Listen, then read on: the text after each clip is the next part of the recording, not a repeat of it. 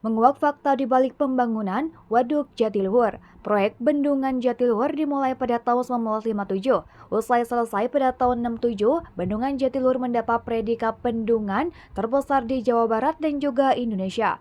Desain Bendungan Jatiluhur sendiri dikerjakan oleh perusahaan terkemuka dari Prancis, Compagnie Prancis dan Enterprise. Awalnya, tujuan utama dari pembangunan Bendungan Jatiluhur sebagai pembangkit listrik tenaga air. Sebelum berganti nama menjadi Bendungan Jatiluhur, bendungan ini awalnya dikenal dengan nama Bendungan Insinyur Haji Juanda sebagai penghargaan atas upaya perjuangan Insinyur Haji Juanda dalam mewujudkan pembangunan bendungan tersebut. Sebagai bendungan terbesar di Indonesia, biaya dikeluarkan untuk pembangunan Bendungan Jatiluhur sangatlah besar. Pembangunan Bendungan Jatiluhur menghabiskan sekitar 230 juta US dollar atau setara dengan 3,4 triliun dengan asumsi kurs 1 US dollar sama dengan Rp15.000 pada saat itu. Bendungan ini berfungsi untuk mengendalikan aliran air dari Sungai Citarum dan membentuk waduk seluas 83 km persegi dengan keliling waduk mencapai sekitar 150 km.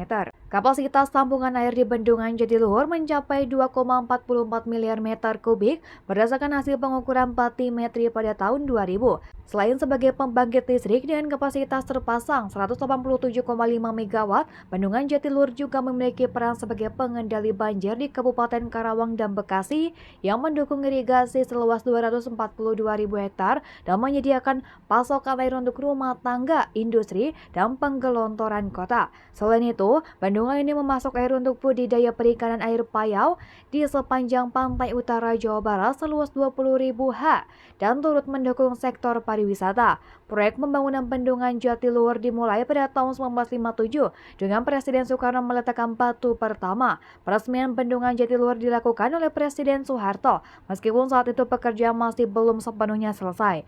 Selama masa pembangunan proyek Jatiluhur, terjadi 9 pergantian kabinet dari Kabinet Karya pada tahun 1957 hingga Kabinet Ampera pada tahun 1967. Beberapa Menteri Pekerjaan Umum dan Tenaga yang terlibat dalam pembangunan Bendungan Jatiluhur antara lain Insinyur Pangeran Muhammad Nur, Insinyur Sarjono Dipokusumo, Marjen D. Suprayogi, dan Dr. Insinyur Sutami. Meskipun demikian, bendungan ini telah berhasil beroperasi sesuai dengan rencana yang telah ditetapkan.